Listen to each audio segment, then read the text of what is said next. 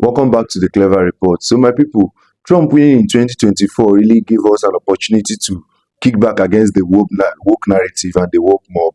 He won in a landslide. He won the electoral college, won all the battleground states, won the popular votes. The last person that did this as a Republican was Ronald Reagan in the 80s.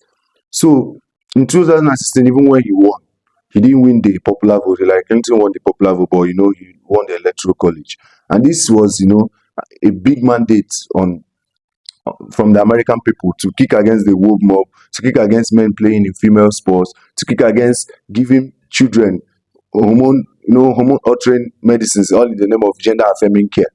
You get people who are just pushing all these narratives, all this woke narrative, feminism and everything. So, it was like an atmosphere of sanity across the whole world. Across the world, people were becoming sane again. People were no longer being shut down. People were no longer being cancelled for saying an objective fact. This is something Trump did for everybody, and we are so happy about it.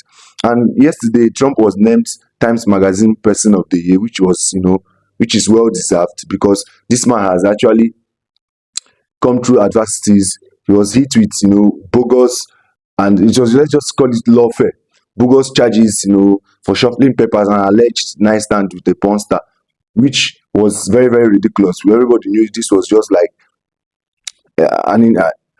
a political witch hunt against this man. So he survived two assassination attempts and then he still came out and won.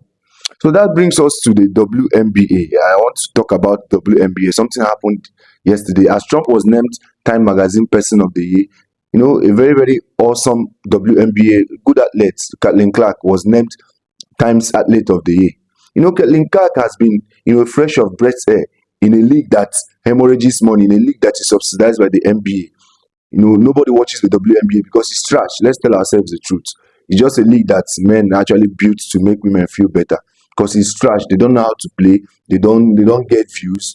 But this lady, this small girl, Kathleen Clark, came, with her demeanor, everything. She's a very good athlete. She plays well. And why people loved her was because of the fact that she was not playing to the identity politics. She was just sticking to her game. Her press conferences, she was just being awesome and nice, coupled with the fact that she's a good athlete. So people were like, wow, let's start watching the WNBA. Investors started coming. She even brought money to the league. She brought money to the league actually because nobody actually cares about the WNBA. They are just bunch of angry black, mostly lesbians that just play trash basketball and then still blend the fans for a shitty product or a very, very bad product they're selling. The market actually, as PBD always says, Patrick David, the market decides. If your product is not good, the market will tell you. If it's nice, the market will still tell you. But WNBA, as a hemorrhaging money, is the first establishment that since its inception, it hasn't made profit. But we act as if everything is okay. So Kathleen Clark was, sadly, Kathleen actually bent the knee to the woke mob. When, giving this award of Times Athlete of the Year, her response was, I want to, let me, and I read, I'm reading as what she actually, the interview she gave to Time Magazine. So she says, I want to say I've earned every little thing, but as a white person, I want to say I've earned every single thing, but as a white person, there is privilege, says Clark. A lot of those players in the league that have been really good have been black players. This league has kind of been built on them. The more we can appreciate that, highlight that, talk about that, and then continue to have brands and companies invest in those players that have made this league incredible, I think is very important. I have to continue to try to change that. The more we can elevate black women, that's going to be a beautiful thing. I don't know this constant rhetoric, anti-white rhetoric of people, white people. I don't know. White people, your ancestors are awesome. They are not perfect, but they built the modern civilization. Your ancestors are awesome. They built the modern civilization. This whole anti-white rhetoric is killing your race. I can't see why Kathleen Clark has just bent the knee to the woke mob. This is just speaking condescendingly on her race. If Kathleen Clark is, she's just virtue signaling, she's so concerned about minorities, she should resign from the league, take her sport and all her endorsements, all the money she has meant for the league, give it to a black woman or a minority. Let's know that she meant what she says. But I'm genuinely think this is a handlers trying to virtue signal. And I see many people online saying they no longer watch the WNBA now because of this The only person that we think is sane, sane with still rational thinking, Kellen Clark, has been, hijacked by the woke mob.